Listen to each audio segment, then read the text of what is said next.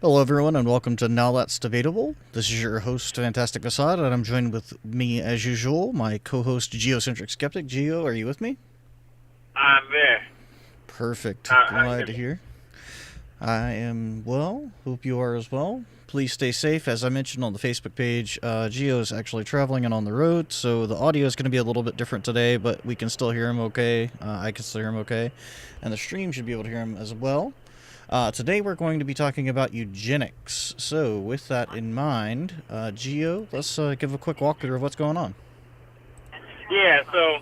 Yeah, we'll be discussing eugenics, and this is kind of you can kind of think of it almost like as a part two from last week, but not really. I mean, it's a different topic from abortion, but it since had been talking about the founder of Planned Parenthood, it she was a huge advocate of eugenics, and so we thought that the the atmosphere was just right for discussion for eugenics and some of the misconceptions of it as well. So, Yeah, yeah. absolutely. So, I think, obviously, like, Geo and I know each other in real life, so we carried on a little bit with our conversation on abortion off screen and kind of out of topic. But the long and short of everything, uh, essentially, we covered about 99% of what we wanted to cover in the debate anyway. So today we're just going to be talking on eugenics. No need to continue our abortion debate unless people request that we do so. Um, but with that in mind, we can if people would like us to continue on that topic or do something along those lines. But obviously, we brought up one of the bigger proponents of eugenics in general in the abortion discussion. Uh, and we have eugenics today because obviously they kind of tie into each other a little bit, not directly related to abortion, but uh, nonetheless still relevant. And on the screen, which Geo can't actually see because he's traveling, I have a couple pictures of the tree of eugenics, which is used at the eugenics conferences. I have a picture of Sir Francis Galton, which is often considered the father of modern eugenics. So, in case you're curious what's going on there. And Geo, as per your request, I've shared it to Facebook, so we should be good to go. I Perfect. have a couple topics up on the screen which you can't see, but I'll read them out to you, and of course, we can just kind of tackle things like we normally do anyway. But I have sterilization, historical cases, CRISPR, MPGD, and stem cell development, morals and ethics, and misconceptions. So, all of these things we're going to be discussing on eugenics. Is there anywhere particular you'd like us to start? Let's tackle the misconceptions. I Yeah, think that'd be a good absolutely. place to start. We can. Yeah, we can definitely do that. I think that's obviously one of the biggest things that happens often when hearing the term eugenics, because I think everyone's mind immediately goes to 1940s Germany Yeah, when they hear the term eugenics. And that's, I mean, although that is undoubtedly one of the that is places definitely the eugenics most was. famous. Yeah, It's the definitely most one of the famous most famous historical implementation of it. cases. Yeah, that's why I have historical Yeah, cases up here, but I also have misconceptions because obviously, even with things like the um, initial setup for like Planned Parenthood and that whatnot are examples of historical cases of eugenics in practice. However, that's not all there is to it, and I think that's kind of what you wanted to talk about with misconceptions. yeah. It's often closely associated with Nazi Germany, as you just said, justifiably so. I mean, it is the most well-known, the most studied implementation of eugenics, and that's usually the first thing that comes to mind. I mean, if when I hear the term, that's one of the first things that come to my mind. So it it makes perfect sense uh, why the I guess the connotation of eugenics is Nazism, but it doesn't necessarily involve mass murder. I mean, and I'd argue that Hitler tacked on something to eugenics that it that it really wasn't. The goal of eugenics is really about artificial selection. So what natural selection is, right? Yeah, obviously, when we refer to natural selection, we're talking about Darwinism, essentially, like how things in nature survive. So there's every living being is made up of genes or genetics, and the genes that adapt the best or that are adapted the best to the current living environment typically get passed down. As they get passed down, that genetic code gets carried, and that is natural selection. Yeah, let's say you have you have two groups of beetles, right? One is green and blends in well with the trees, and the other one is like bright yellow. Well, the bright yellow ones are going to get eaten up very quickly because it's going to be easy to spot by the birds, and it's just going to leave the green ones. And so it'll appear that they have like the perfect camouflage for their environment, but it was just nature that selected them like that. So artificial selection is when man goes in and does tinkering, where humans go in and does tinkering, and that is essentially what eugenics is. It's not mass murder, although it can involve that. It's not forced sterilization, although it can involve that. The goal of it is to improve humans. Yeah, I think in certain areas that they think is important. Yeah, I think something worth noting is that the scientific definition of eugenics in general is just good birth. And although that's not always the case for people practicing eugenics, I think it is not something in and of itself terrible to strive for, because having a good birth is important, and having a healthy baby is good to have if that's your goal. Yeah. So having good birth or eugenics in place doesn't necessarily imply, like you were saying, mass murder of people in Nazi Germany, although that is an undoubted historic case and probably taking things to their maximal extreme when talking eugenics. But in short, it's also a little bit about kind of parsing. So obviously in examples of Nazi Germany, not only were Jews targeted, but people with disabilities, deformations, physical abnormalities. Homosexuals. Yeah, homosexuals. Like anything that was considered not quote-unquote normal, even though that's a kind of interesting term. Essentially not Aryan. That's a more accurate description of historical accuracy, at least. Anything and not... even some of the Aryans. Yeah, even some of the Aryans, like if you were born to the wrong family, if you had the wrong name, if you didn't have, particular hair color or eye color, Yeah, you weren't attracted to the right sex. Yeah. So, I mean, eugenics can blanket essentially eradication of people for any of those things.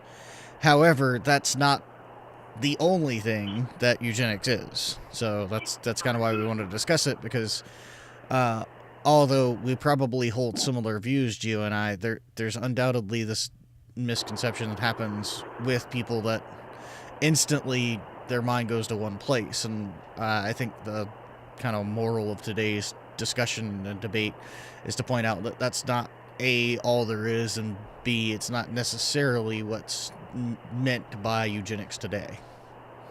Yeah.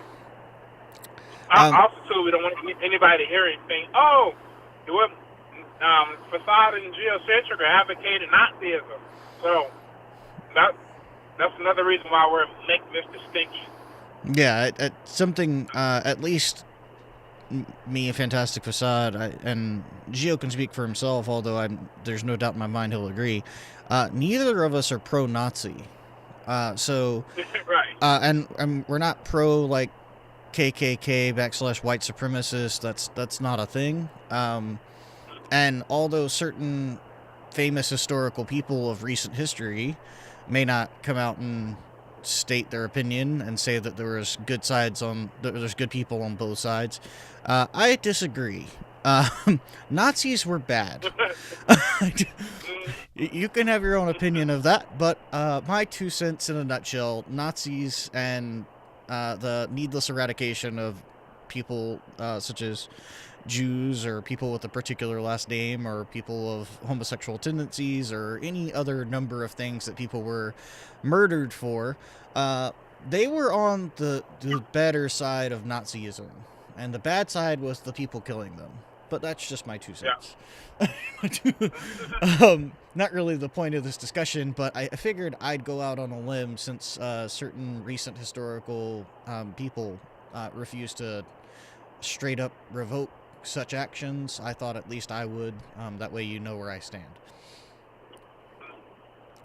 Um, so I think so. Let's talk about let's talk about eugenics in terms of sterilization and your viewpoint on that. Do you think there's moral and or ethical and or well, we'll get into others as well, but moral and or ethical ramifications or negatives to eugenics for sterilization purposes?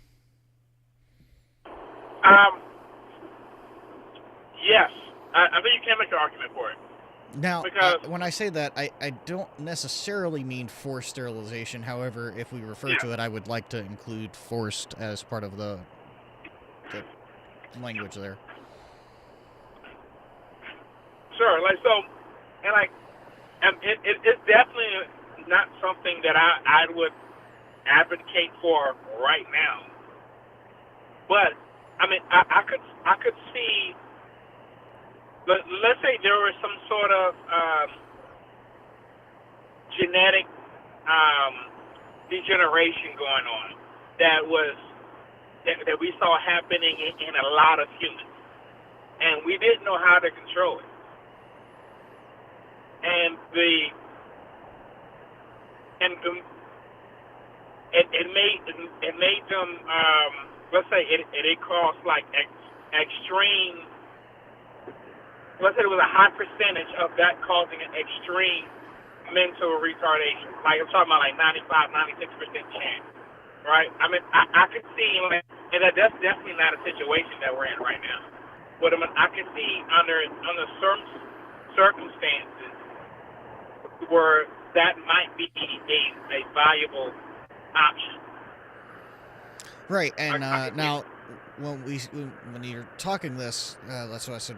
We're not including the words forced sterilization. Do you think Yeah, that, like, obviously, at least from what I'd gather, your opinion would be that would be completely voluntary? yeah. Yeah.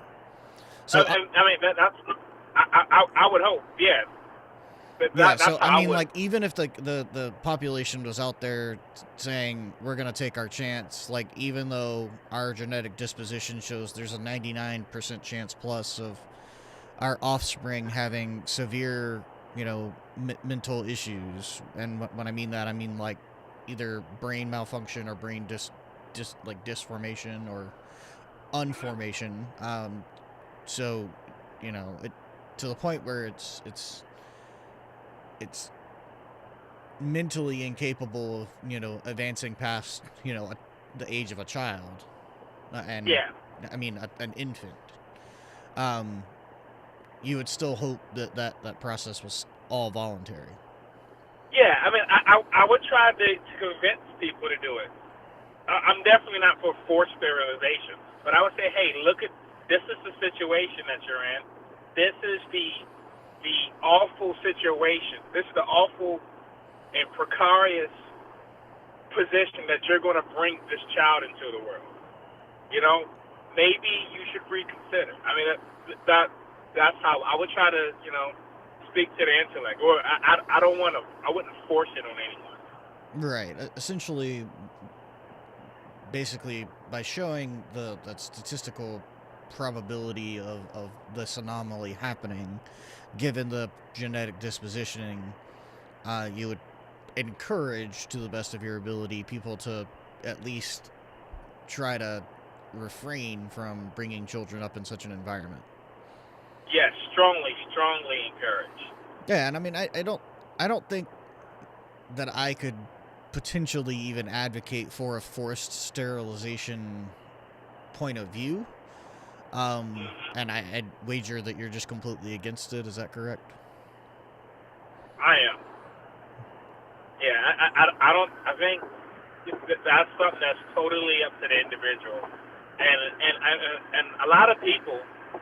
I know many of them who like for them like reproducing is just like their life's joy. You Yeah. know, so I wouldn't want to take that from anyone. And they're saying, hey, even if it's the chances of this high, I would still take the risk because this is like it is just such a uh, big deal to me that I just want to do it. I mean, sure, that's a being unfortunate situation, but I wouldn't resort to coercion to uh, get them to Well, just to follow my go direction. a little bit out of left field here, what are your thoughts on mandates for things like COVID vaccinations or vaccinations in general? Oh, oh we're definitely left field here. Well, I mean, I only say that, so So I mean, it seems a little left field, but to the extent of where the government is not currently forcing mandates, but we're forcing things like wearing masks because it's for the yeah, health of the general public. Do you think that sterilization could potentially be forced by the government, or do you think it would be feasible for the government to say such a thing if it's for public health? I think it would be a much harder argument to make. Because for one, like there is no one that is forced to take the vaccine. What it is that there are certain jobs or certain activities, like going to school, doing sports, or whatever. They said, hey, unless you get the vaccine, then you can't do such and such. But there's no one that's being tied up and forced to be sterilized, like what was happening there in the 1920s. So I mean, if there were, I would actually be okay with a system like that. So if there was if the situation were to arise where some people through through reproducing by having children was like a really high rate of some sort of mental retardation or physical ailment of some sort that was just not worth living with, I would be okay with applying some of the same restrictions that they use for the COVID vaccine. So, like, for instance, like let's say I have a company, and I say, hey, I want to be proactive in trying to help people to, stop bringing children into this world that's going to be at such a disadvantage. And so I'll say, hey, if you want to work here, and you fit the description, then this has to happen. And you could leave, but that is the closest thing to coercion that I would come. Gotcha. Yeah. So I mean, I know it seemed a little out of left field, but I hope you see at least where I was Yeah, kind of coming from yeah, with I see the connection. yeah. So do you think it's possible that we'd ever get to a time in given that we both live in America, an American future in which sterilization will be forced upon its citizens? No, I don't think so. So, like, I mean, not to get into left field, no, he just did. But there are, there's a pseudoscience out there called creationism, and it's pulled straight from the Bible. They think they don't believe in evolution or anything like that. They believe like God made man like 6,000 years ago, and they think he made his DNA perfect, right? And because of sin, it's deteriorating. And a lot of creationists argue that, like, with each generation, our DNA is succumbing to, I guess, with the second law of thermodynamics. So it's going to decay. and pretty soon Entropy. humans, yeah, and yeah, pretty soon humans um, aren't going to be anywhere near as functional as we are now. And so, I mean, like, I don't believe that. That's pseudoscience. But if a situation like that was to occur, and like we were like on the brink of it, then like to preserve humanity, I could see it being instituted then. You know, we're just looking at people who have like at least deconstructed DNA and trying to get them to reproduce, just to preserve the human race. I could see a situation like that happen. But under if you push the pseudoscience stuff to the side, like, and we just look at reality, no, I don't see a reason for it. That I was just kind of just given some wild scenario where I could see that eugenics could actually lead to a good thing. Gotcha. Fair enough. So let's tackle while we're at it moral and ethical ramifications in general when it comes to eugenics. Although it's a blanket term, do you think there's anything Yeah. inherently or describably moral or amoral involving eugenics in general? I wouldn't say that there's anything inherently immoral with eugenics. Cause for me, the problem comes when it's coercive. So, I mean, I don't forget the name of the Supreme Court case, but you probably pulled it up because I heard you mention it in the contested points, relevant court cases. But there was a case in Virginia, and where a woman was sterilized against her will, and so that is the implementation of eugenics that I would say is immoral. And the problem really isn't eugenics. It's just like an involuntary imposition of the will. Like it's really you force her to do something. You know. Yeah, the case you're So referring to is Buck versus Bell. yes, Buck versus Bell. That's the name of the case. Yes, Yep. Buck versus Bell. And so like ethically, that is the problem that I would have with it. And as far as just we'll push we put the involuntary stuff to the side. Just the idea of using artificial selection to try to make humans stronger, live longer, more resistant to disease. That I don't think that's wrong. Gotcha. As And a matter of fact, yeah, just a fun fact. Obviously, so we're mentioning Buck versus Bell, which was a Supreme Court case that came about over a case in the state of Virginia, yeah, it and was. both Gio and I actually lived about 15 or 20 minutes at one point in time from the largest former eugenics site in the country. Um, Years and years ago, at least, we both lived about 20 or 30 minutes from the former largest eugenics site in the country, which was in the state of Virginia, which was one of the preeminent states for eugenics in the United States at the time. Yeah, fun fact that center is actually got turned into a training site for police academy students.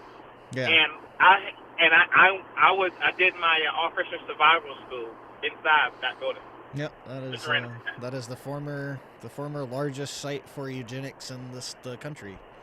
So Yep.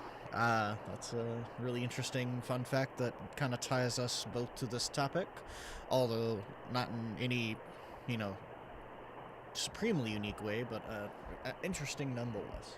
Um, yeah, so Virginia actually was the state that was leading the charge on eugenics in the United States, and they were forcefully sterilizing couples and even doing things like human experimentation. So not a very bright history for the state or for the research on eugenics, at least, another kind of historical stain, if you will, that people kind of point to in the past, especially in the cases of like Buck versus Bell, where there's like forced sterilization.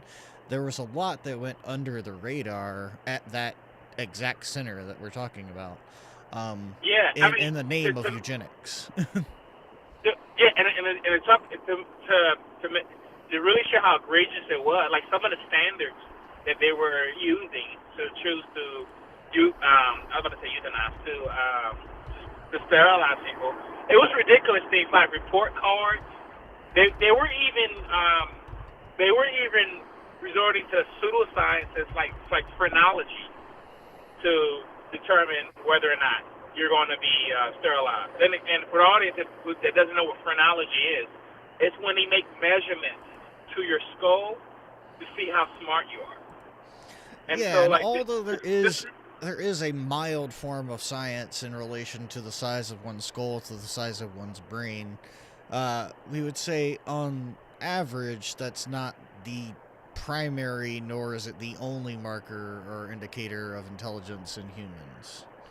well, I mean, yeah, I mean, it's definitely not a primary. I wouldn't even consider it an alternate. It's a pseudoscience. Well, I mean, there is good science, and I can pull up the information if necessary to indicate that the larger one's skull, the larger one's brain.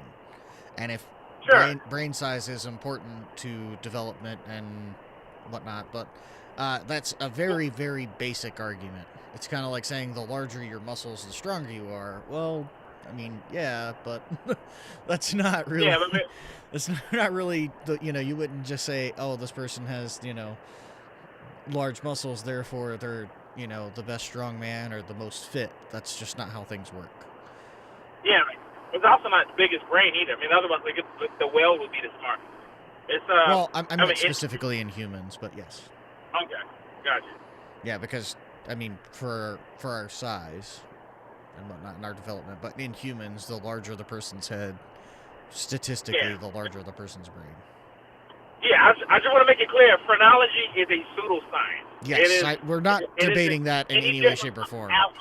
Yeah, Okay. we're not debating that in any shape or form. I would undoubtedly agree that that phrenology, which is literally the measuring of one's skull, is hokum. There's no scientific evidence or reason behind it. I'm just letting you know there is some evidence to point that the larger the size of a head, the larger the size of a brain. But that doesn't speak to anything on the intelligence of the individual themselves, what they've studied, etc. Because chances are, Einstein, you can just point to name a random scientist. Chances are they had a smaller skull than someone else that was not a preeminent scientist in the world. It's just not a good indicator of actual intelligence. Neither was phrenology. It's just hokum.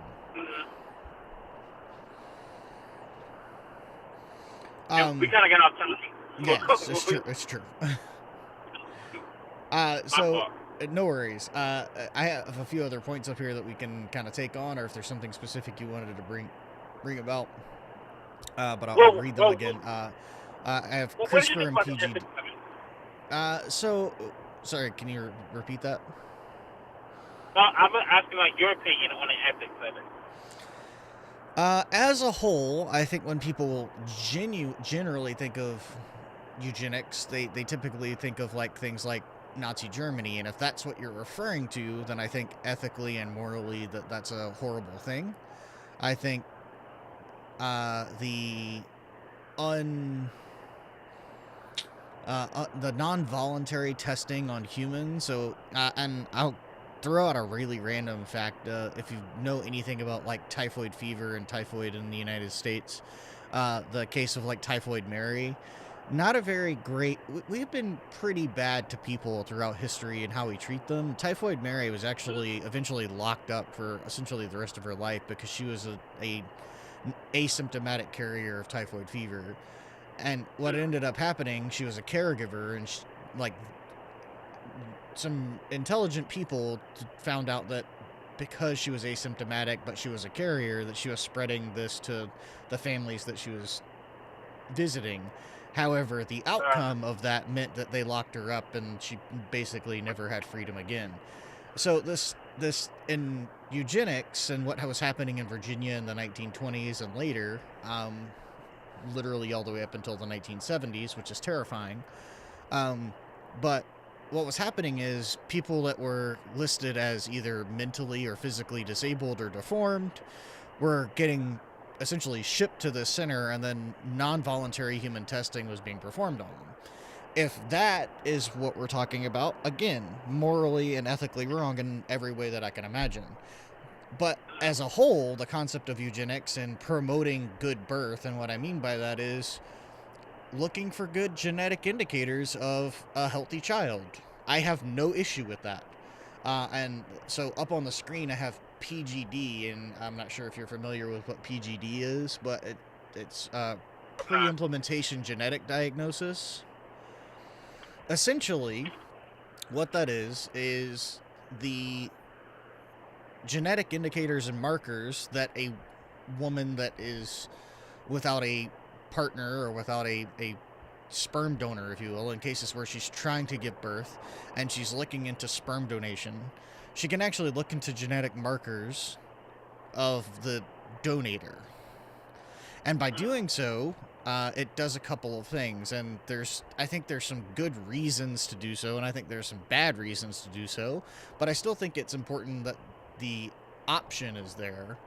And I think the good reasons to do so are to cut down on risk of things like diseases, and to make sure there's no, potential obstruction between the DNA of the male and the female when producing its offspring. I think some bad reasons to do so are just because you think that person was overtly athletic or overtly intelligent or whatever, and you think that their genetic code is automatically going to be passed down into your child with no issues whatsoever. I'm not saying that's not a possibility in the future, but I think that's when we get into things like CRISPR technology, which So, I'm sure you've heard the what term. what if, like, let's say, like, I'm a single woman, I want to have a baby, and I want my baby to be a genius, and so I try to, so I get a donor from some famed astrophysicist or something like that. Right. Like, you think that would be unethical? I don't think it's inherently unethical. I just don't think that's the way that with current technology. I just don't think that's like by any means a guarantee. Yeah, it's not a guarantee, but like it doesn't even necessarily dramatically increase your chances of your child being a genius. Sure, but the woman, she wouldn't know that. Like, Well, I mean, that's what I'm saying. Like that goes back to our misconceptions page. Oh, but would you say are her intentions wrong? I mean, Like, regardless, I can't say they're wrong. Like, your intentions are your intentions. Do whatever you want to do. I'm just saying your goal should be a healthy child, not one that has a particular set of like genetics. That's my 2 cents. Like, if you specifically want a child that's, and I'll use the very, very pop culture term cookie cutter, because we're going to get into, like, I think by using PGD, we can also get into CRISPR, which is why they're on the same line on the screen. But I'll use the very pop culture term cookie cutter, a cookie cutter child. And what that term means, and we're years and years and years from it, so just be aware, I'm just giving you the possible implementation of advanced CRISPR technology possibilities in the future. All that means is that you could essentially, if we get good enough at genetics and the human genome and the way genetics work and how genetics work in embryo, is you could essentially go in and edit the genetic code of a embryonic cell to cookie cut out what kind of child you want. And what I mean by that is you could essentially, within reason, determine their height, hair color, eye color, skin tone, things of that nature. You could basically pick what your kid's gonna look like. And although I think that's an incredibly selfish and kind of foolish thing to do in my own 2 cents, there are some insanely good implications that could come about that as well. And what I mean by that is their predisposition to things like cancer or Yeah. diabetes or obesity or heart disease or name something else that comes with genetic predispositions. So, although there is a incredibly selfish concept behind cookie cutter kids, there is also some insanely clever and potentially world changing implications that could come with genetic alteration. And by that, I I mean think you could essentially eradicate certain diseases. so. You mind if I still man you for a second? Sure. So I like, so never. By the way, real quick, I'm just gonna. Still manning is when you take that person's argument and you strengthen it. Straw manning is when you take a person's argument and you attack it as a weak argument. So, yeah. in case anybody that was watching did not know what he means, and I never mind when someone still mans my argument. It sometimes angers me when they straw man it. But go ahead. so, so basically, like, so the goal to just be like the well-being of the child, right? Yeah, I And so, agree. like, That's and my 2 cents so, on the so matter. Like, I think a healthy yeah, child is more so important than their hair color. yeah, so biologically, genetically engineering, engineering the child, like predisposition to cancer, or giving them strong bones, etc. That is just in the best interest of the child's well-being. But you would say like trying to give them characteristics like make them a good basketball player, etc. That's like tantamount to kind of deciding the child's destiny for them. Yeah, I mean, at least in my viewpoint on the subject matter. Now, I will clarify for the audience that I don't have children and I don't intend on having children of my own. But I think that a primary goal when having children should be a healthy child. By doing things like trying to manipulate their genetics to the point of let's make them a genius or let's make them the best athlete in the world. I'm just saying, if we get to the point scientifically in which they're a genius, then everyone that's born thereafter could potentially be a genius, and therefore your child is just average again. You know? Like if everyone says like, oh, okay, we want our kid to have a 150 IQ, then and every kid that's born after X date in the future, which technology has allowed us to manipulate to such an extent, then why not just have every child with an IQ of 150? Because that means that science and technology are likely to progress faster. Yeah, I mean, but that I also, actually conclude that. yeah, that also means that your child is just average again, though. Yeah. It just means that the overall intelligence of the human race has increased.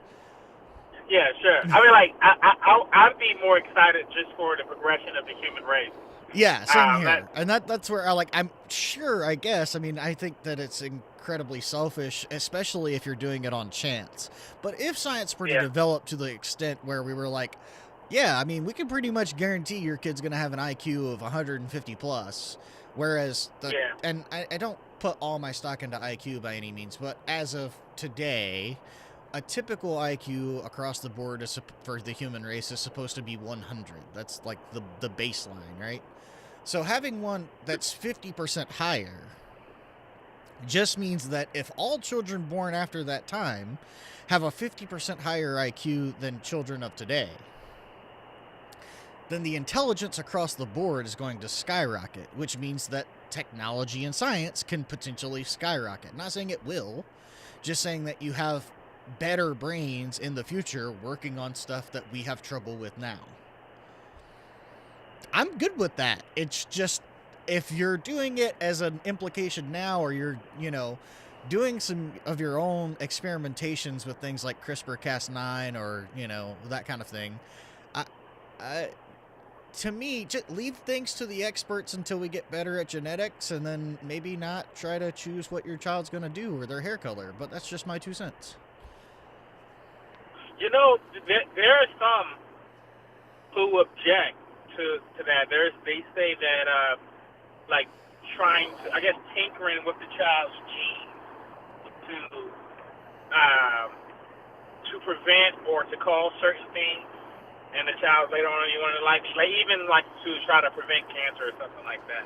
You know, like some people would say, hey, that's playing God. I mean, and I don't know. This is quite ironic that I'm asking this to an atheist, but like, what would you say to that? I'll say, hey, you shouldn't do that because you're playing God. Well, I mean, I can kind of see where those people are coming from. I'm undoubtedly sure I've heard the argument in the past. All I'm saying is that unless something better comes along than gene manipulation to eradicate cancer, then I don't see the issue. For instance, like not to point out any specific god, but there's really good evidence that things like prayer, especially when the person that's being prayed over knows about it, actually does harm.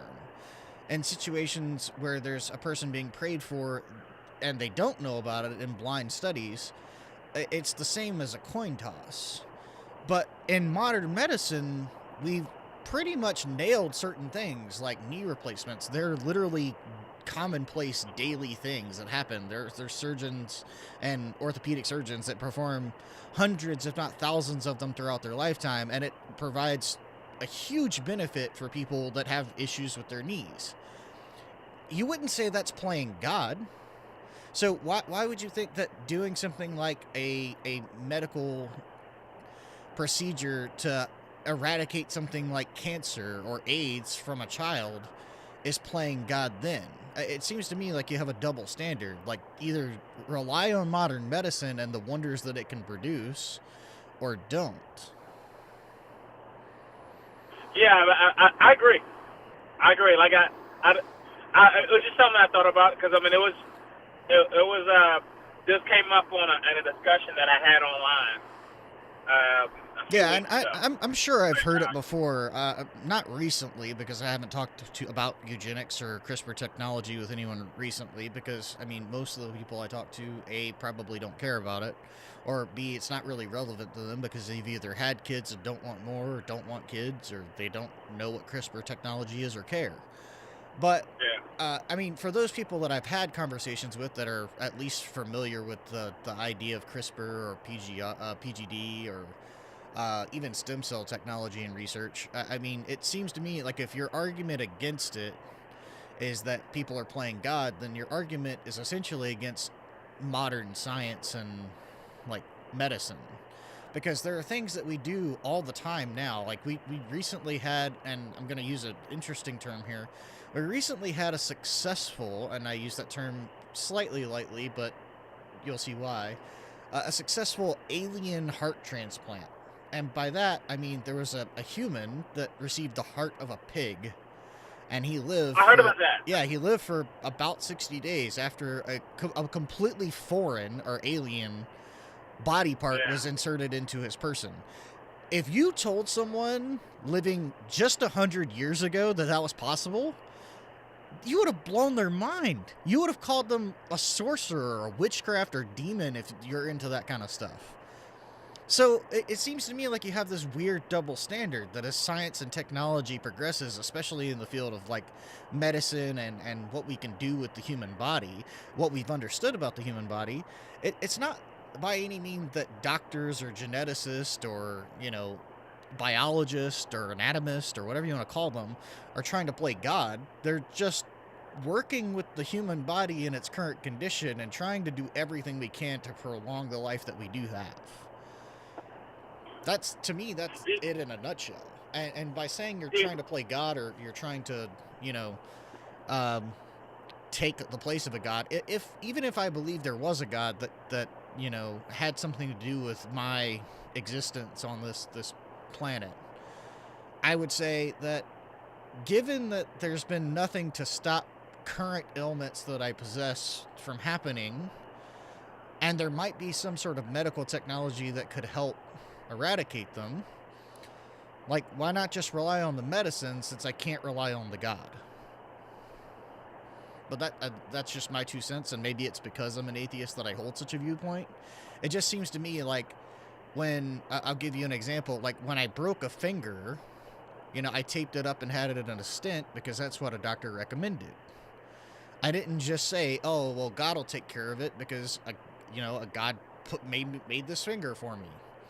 That's just silly. Like, I had my appendix burst a couple years back. I went to the emergency room and had my appendix removed because it was failing on me, and I didn't really know of a god or a deity to fix the problem nearly immediately as I needed. So, by saying I'm trying to play God, or that science is trying to play God, doctors, whoever, geneticists, to me, it's just like, oh, well, you can't trust modern medicine. To me, that says more about the person than about their issue with religion. What are your stances on that? My response, when they first said it to me, my reply was, that's not an argument. That doesn't mean I shouldn't do it. Just say, oh, you're playing God. Like, well, first, I was thinking, oh, which one? Right? Because, like, there's a bunch of thousands of different gods that people, think of. But, I mean, I had assumed that this guy was a Christian, so I didn't even go there. Yeah. I mean, I think just for fun, we should throw out the fact that Easter, which is going to be, I think it's either nearly about to be celebrated. Yeah, it's very short soon, Easter, which is traditionally a Christian holiday, has many representations of gods of reproduction in its pagan origins. So maybe they meant one of those. Because things like bunnies and rabbits, which the term, having sex like rabbits is because they produce lots of offspring. The fact that they hide eggs and whatnot are literally because they wanted more eggs and females to be produced. There's literally signs of reproduction and reproductive gods all over Easter. So maybe, given that we're talking about reproduction, they were talking about one of those gods. But I digress. Sorry to intrude. Continue your story. Yeah, I was like, I mean, to me, I was like, if you were to extrapolate that argument, like you would have to get rid of a lot of other things that they wouldn't want to get rid of. Like, for instance, agriculture, 1,000 years ago was brutal. You plant 1,000 crops, stubborn and 800 of them would die, and you're left with just a fraction of them. But now we have, with insecticides that protects them, right? We have, and now we're able to feed a lot more people. If it wasn't for stuff like inorganic food, us tinkering with nature, literally, the world would starve. There wouldn't be enough food for everyone. Yeah, I mean, there's certain modern plants that didn't exist until we started tinkering with them. Like, for instance, one of the most classic is the banana. And it's really funny, like, when you see people say, like, oh, bananas grow on trees and, therefore, design. And I'm like, yeah, no, bananas were inedible before humans. Yeah. It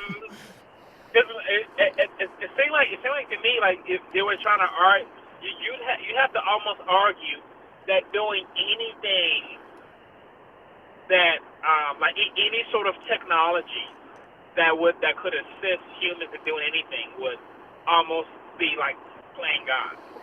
Like this. Let's say you have this rock that's too heavy to lift, and so you create a simple machine. What's it called? Like a pulley, dolly or whatever. A pulley. Yeah, pulley. And you say, you know what? You're playing God because a normal human wouldn't be able to lift this rock, but you created this pulley, and you're able to lift this rock up. You're playing God. I mean, so like to me, it's a foolish argument, and especially if you're a parent with a child who's dying, and we have this medicine, we have this technology that could save you. That we have this technology that can eradicate the child cancer. I don't think you would be complaining if you were in that shoe.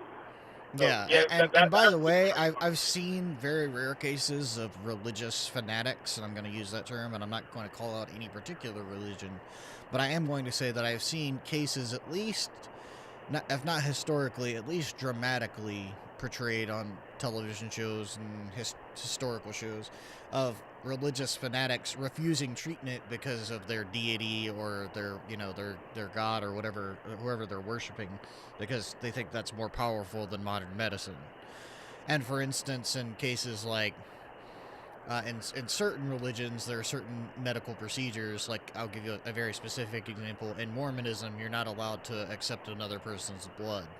So blood transfusions, which are life-saving procedures, can't be done. They literally sign a waiver when they go to have surgery that if something were to go horribly wrong and they needed blood, they refuse blood from another person. And Wow. it can often kill them if they don't get blood. So when it comes to stuff like that, I just, to me, it's silly. And I'm using that as the kindest word I can think of on the spot. Because there's medical technology to keep that person that would normally in modern medicine live if given just a procedure such as blood transfusion, which has been around for ages. And we know how it works and we know why it works, that you would refuse such a treatment due to religion or because of a deity or a ancient book, or in the Mormons' case, a not so ancient book. But it just seems to me like that's, and it's almost incredulous. Like, it's hard to believe that actually still happens. That you're rejecting modern science and modern medicine in order for this to happen. Yeah. Big tangent. Well, I think we got way off topic here. We definitely did. I was gonna say I said Yeah. big tangent. That was a pretty big tangent. Yeah. Back to things like CRISPR and PJD. What are your thoughts? Because the other thing that I have up there that's going to be related to eugenics is stem cell research and stem cell technology and development. Do you think there are moral, ethical ramifications for things like stem cell research? Yes, and I think they're all good. You know, I know a lot of conservatives object to it because the stem cells come from fetuses, right? Well, so recently, at least, I would say within the past year and a half, as far as I can tell, we've actually discovered that umbilical cords contain stem cells that are probably the most beneficial to current development in technology and medicine. Interesting. Yeah. Oh, yeah, I do know, like, I didn't know that. But, like, from the objection that I was hearing to the stem cell research, it was that it was coming from abortion. And so, for me, we talked about abortion last week. So, regardless of your view on abortion, if the fetus is already dead, and we can learn something from it that could save future lives, I don't see why you wouldn't do that. I agree 100%, which is why when I die, I hope that my body is donated to science. I don't want my organs, per se, donated to like a specific individual. I would rather my body be donated to a cadaver lab, because I think the production, the use in a cadaver lab for future medical students is potentially and infinitely more beneficial than a single person. Yeah. Because you can perform countless surgeries and countless, autopsies on the body and show quite literally how the human internals work with a cadaver that could teach future medical students, that could change medical science as we know it. Mm-hmm. But that's just a random tangent. As far as how that is implied in eugenics, do you think that stem cell technology could be potentially used, and do you think it should be used for things like CRISPR technology? So we're using the stem cell research to develop things like CRISPR, which is, essentially those cookie cutter children. And so, yeah, I mean, I'm okay with that, and I never.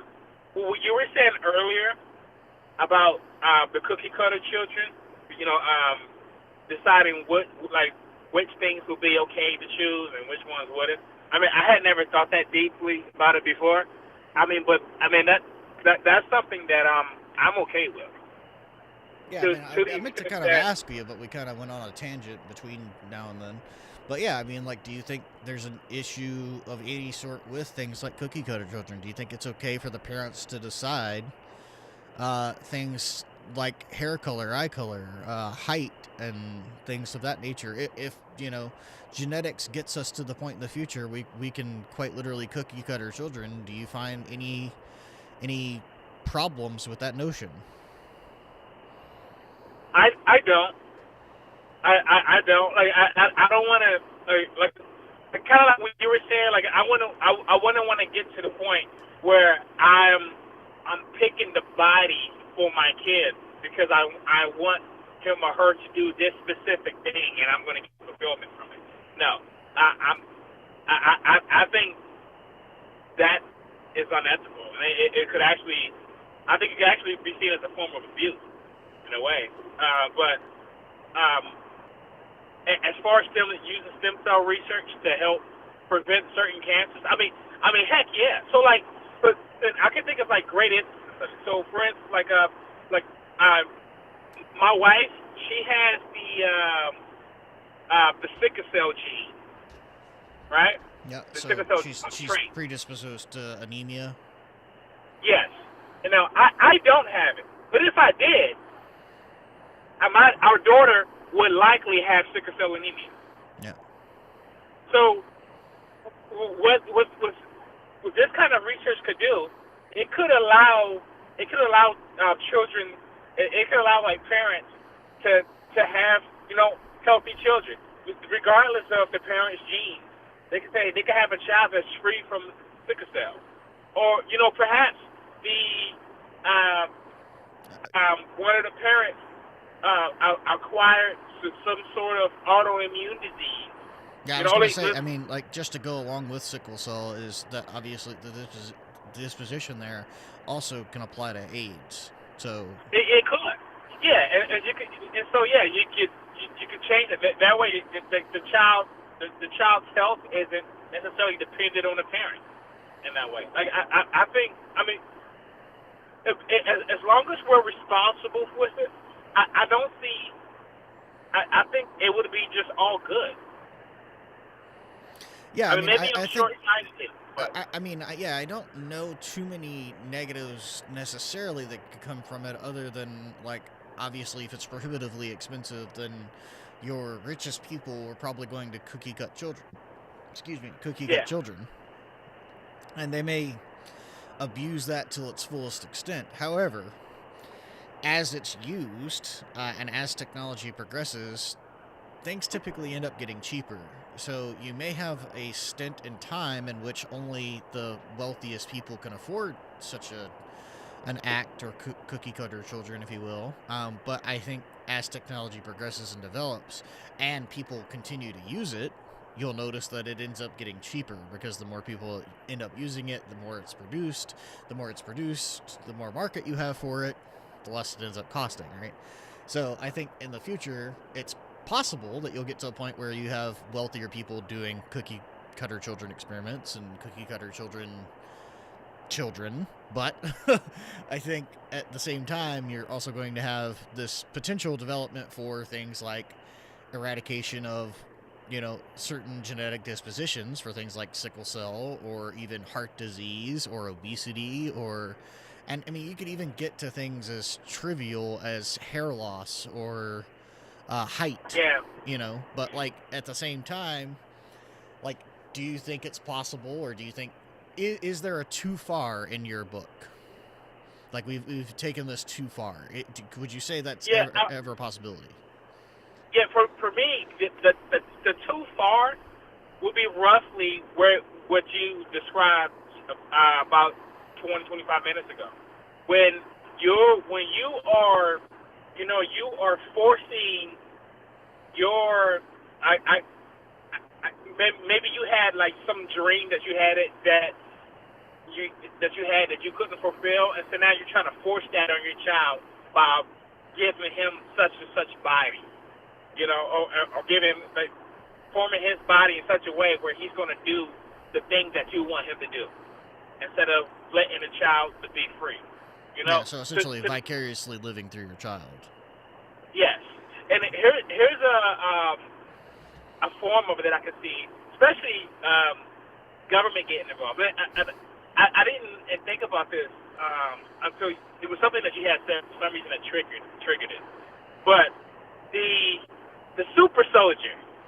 Ah, yeah, that's a total thing. Yeah. I mean, it's something that the army is already trying to do now. You know, I'm not sure how much through genetics, but definitely through like technology. You know, so like putting like machines or like on your legs so you can run faster, jump higher, etc. You know, and it makes me think like from the comic books. You know what happened to Chris Rogers? You know, they this is kind of what they did. And in the comics, right? They made him like super everything, so he could be like the perfect soldier. So he was the maximum as far as physical fitness. He was like peak human. Yeah. So he became the perfect warrior. You know, and that would be unethical for a bunch of different reasons. For one, the government's doing it not for the intention of letting human beings, you know, be free and, you know, live out what they deem is best for them. I mean, but they have already decided what their purpose was. I mean, they're creating, you know, children to be super soldiers or something like that. Well, what if you had them on a voluntary basis? I'd be okay with that. Somewhat. Actually, you know what? No, I wouldn't. Because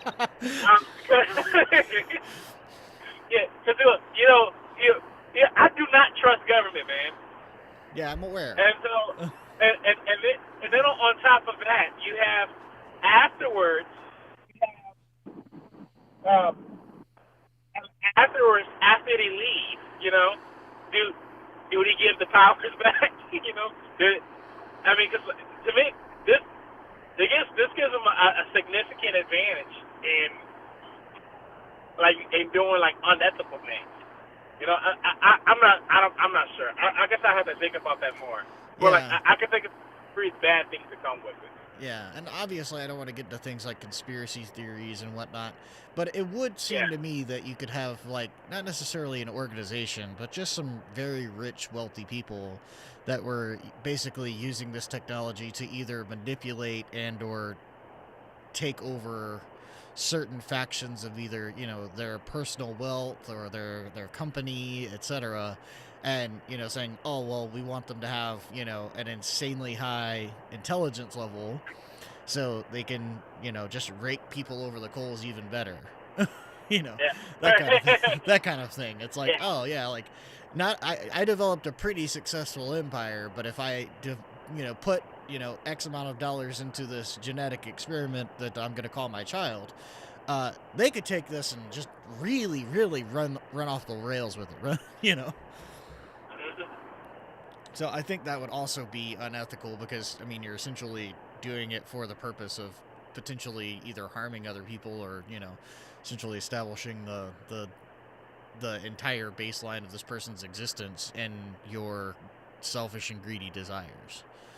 Yeah, and there's no guarantee that it would just stay in the military. I mean, they might try to make, you know, cops like this. You know, I get extremely suspicious when the government is utilizing any sort of technology to hurt someone else. You know, that is what, even if that someone else is considered our enemy. You know, that's, and so like, I don't want to go off on a tangent about government. You know, but I get very suspicious of that. Fair enough. So like I would as decentralized as possible. You know, mostly just the parents, you know, deciding this. Yeah, fair enough. Were there anything that we missed or anything you wanted to tidy up or clarify, or was there Anything specific Um, that you think we looked over? um, well, you had mentioned Buck v. Bell. Did we go into detail? I've read that case a long time ago, but I don't remember the details of it. I know it was a woman Yeah, that was. not too much. So Buck v. Bell was 1927. Justice Oliver Wendell Holmes Jr. He ruled that there was compulsory sterilization of the unfit, including Oh intellectually yes, disabled. that's what that famous quote. Three generations of imbeciles is enough. I think he said something like that in the case. Yeah. Essentially, the court upheld the statute instituting compulsory sterilization of the unfit, quote, for the protection and health of the state, which is kind of where I went on my tangent earlier about like COVID mandatory vaccinations and stuff, because that's the argument that sometimes you hear when talking about potentially forced things like sterilization or immunizations and whatnot, because it's for the protection of the state, which is why I asked, and kind of how we went full circle about, like, do you think it's possible for the government to do this in the future? But yeah, I mean, this court case happened in 1927. It was about involving a woman out of Virginia. Yeah. Her name was Carrie Buck, and basically they thought she was mentally or intellectually disabled and forced And to she sterilization. was, I believe. Yeah, I think she really was. yeah, it's pretty good evidence that she was, but Yeah, but you know what? And here's the thing that kind of concerned me. Like like I don't know if you have any experience with Down syndrome. not personally, but I've seen videos and I know people by proxy that have Down syndrome. Okay. Yeah, I have family members. And to even like people with Down syndrome can be, surprisingly independent. Like live normal lives, go out and get jobs. Like there was this couple that that used to go to my church when my dad was a pastor. There was this couple, and both of them they had it. They were like in like their 40s. They didn't have any children or anything like that. But like, I mean, they were pretty independent. But like, you could tell. Like it was like very obvious they were in. They had down. But they both worked jobs and they had gotten married. And I think even to tell them that they couldn't have children, I think would be unethical. And think about this. So like, not only do like both of these, not only would the mother and father in this situation, but the child is likely to have it too. And children with Down syndrome really require special care. And you can like think about would this couple be in a situation where they could give the best care to a child with Down syndrome? Maybe not. So I mean, you have to think like where would you draw the line? Would you tell them that they couldn't have a couple because you thought they were? I mean, they couldn't have a child because you think maybe they're not in a good situation to raise a kid? I mean, I don't think it would be by any means my place to say. I would say if I were a medical doctor and dealing with things like gynecology and obstetricians or pediatrics, I might inform them of the likelihood of their child suffering from similar or worse cases of Down syndrome and what that could mean for their child, or if there were any other additional medical implications. But A, as a bystander, I'd have nothing to say on the matter, but B, even if I were a medical professional, I don't think it would be my right to tell them that they cannot have children. I would just say just so you're aware, like if you fully understand this is the possibility and likelihood of, what's going to happen if you have children, then the decision's ultimately theirs. Yeah, and, what would you say about the I mean, like the well-being of the child? Because I know you say you don't have a lot of experience with like children with Down syndrome, but like I can tell you, it's very different. Like they require extra attention, extra care, and so considering the condition of the parents, they may not be in the most conducive situation for success.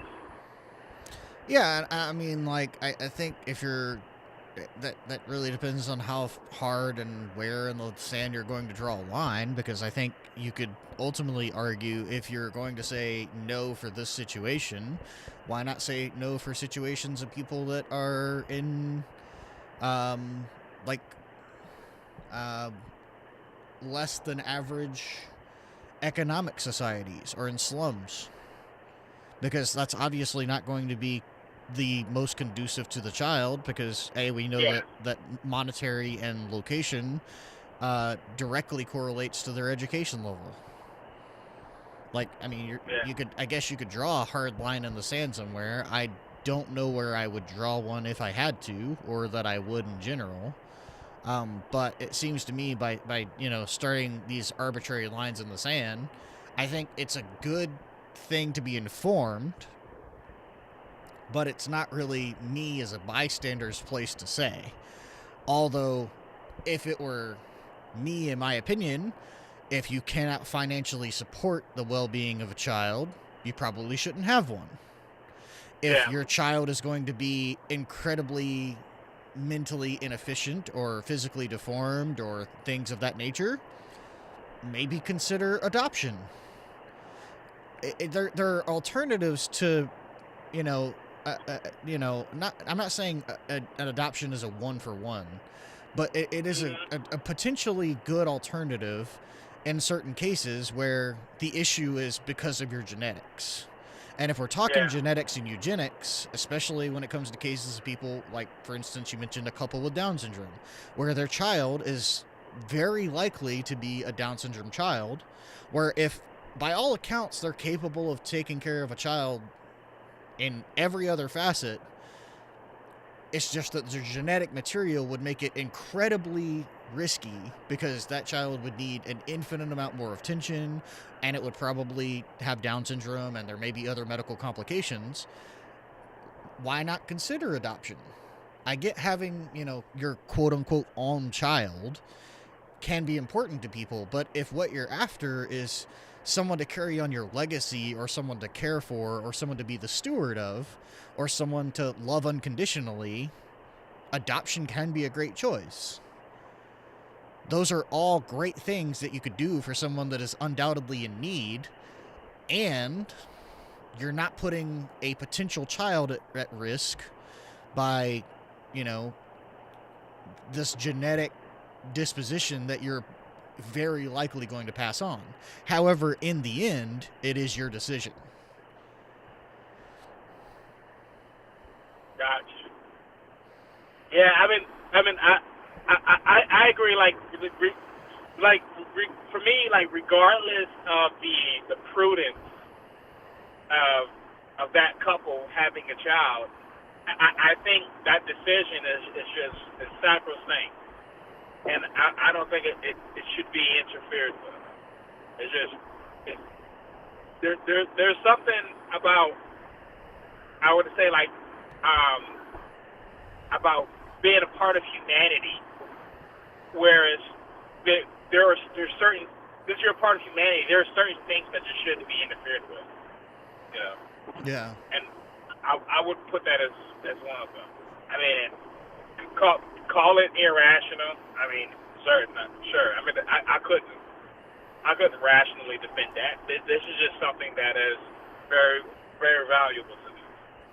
Yeah, I agree. And I would say, just to tack on to that same concept, just in like a 1 second little spiff, although Down syndrome was the specific example, this month, and as of a couple of days ago, we had Autism Awareness Month, and I know people, I am friends with people that have autism, and I would say the same can be said for them as Down syndrome. Like, ultimately, the decision is theirs to make. If they want to have Yeah. children of their own, by all means, they can have children of their own. They should just be aware that because autism tends to be hereditary and passed down from parents, especially if one or both of the parents have autism, then it's something that the additional needs of the child are going to be something you should be fully aware of. I'm fine with the indecision being made upon the people that are ultimately going to have the child.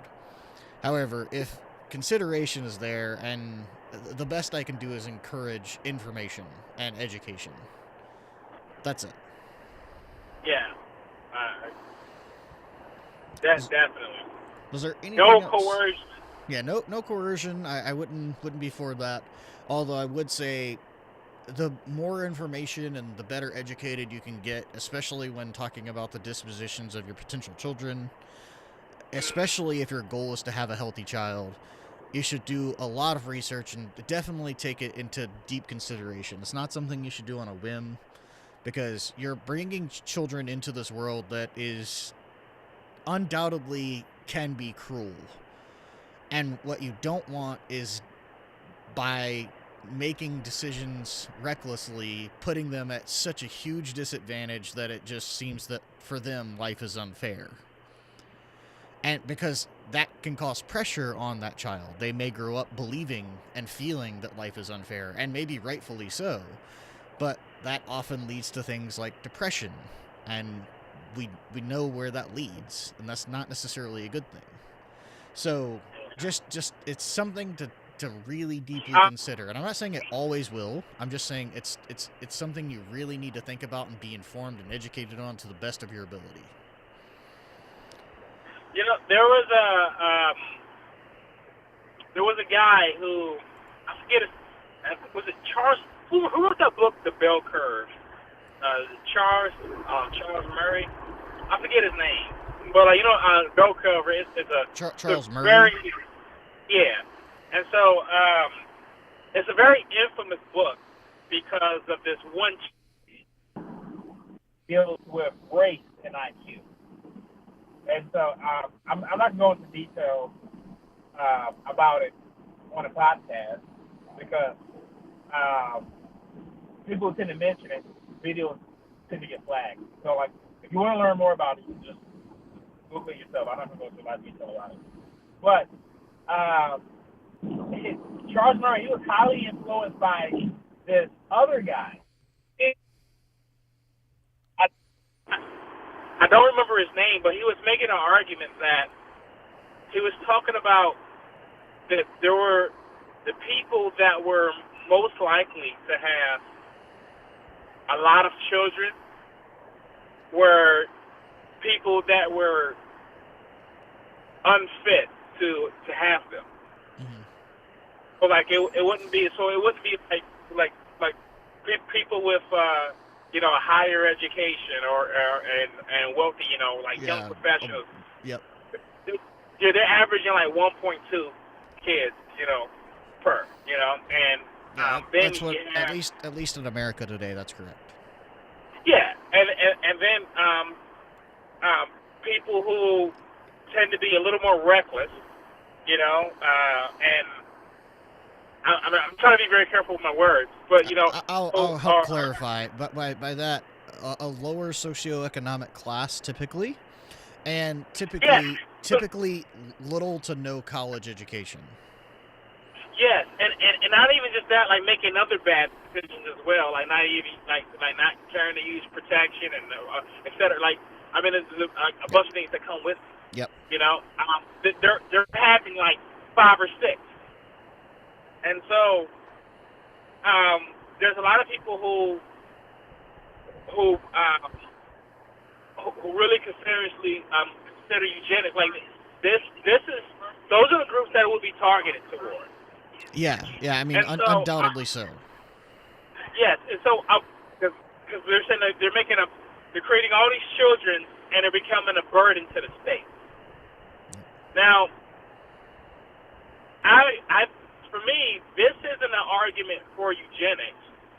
I consider this an argument against government, because like if the government is providing all of these services, for people who make really poor choices, with their sex life and just don't care to make sure they're being responsible. Yeah. If the government just wasn't taking care of them, I think responsibility would kind of start to kick in. They kind of, hey, you have like 5 or 6 kids. Hey, and instead of sterilizing that person, think if you don't if you have another kid, you're going to be the one taking care of them. You're going to be stuck with like 6 kids or so, And back, back before, the welfare got as in depth as it is now. That just the knowledge that you wouldn't be forced to take care of all the kids that you have without the aid of the government, that stopped situations like that from happening. Yeah, it definitely reduced them. It didn't stop them, but it definitely wasn't as commonplace Yeah, as it is I'm today. sorry. Yeah, it's not it was still happening, but like it wasn't anywhere near to the extent now. That like right now, like I'll walk in, I'll look in the supermarket, and there's a woman with like 5 or 6 kids, and she's in the food stamps, et cetera. Right? So like that's for me that's the argument against government, not an argument for eugenics. But that's what would be targeting. Yeah, you're undoubtedly correct. Yeah. Well, anything else you wanted to tackle, discuss, or go over? You think we missed anything? You think we should have spent a little more time on something? We're at about an hour and 20 mark, so I just wanted to see if there's anything else before we wrap up. Oh no, that's about it. I'll probably think of something later. That's all right. We can discuss it off the air, but if there's something comes up. But if you have any questions, if you have any concerns or comments, please reach out to us. We have a Facebook page. We have our YouTube channel you can comment on. Obviously, the Twitch stream that's going up. We also, pretty big news if you didn't watch it or didn't see it on our Facebook page, we're now on Apple Podcast and Amazon Music. Pandora, Spotify, and Google Podcast is currently processing, but it's going to be published through there as well.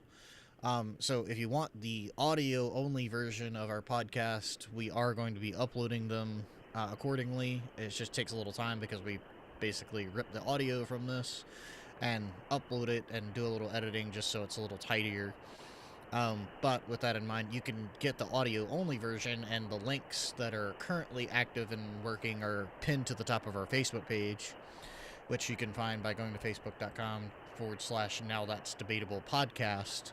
And at the very top there, we have our the pinned links to the current audio-only format. If that's something that interests you, please feel free to give it a download. You can also comment and rate there. We'd appreciate it.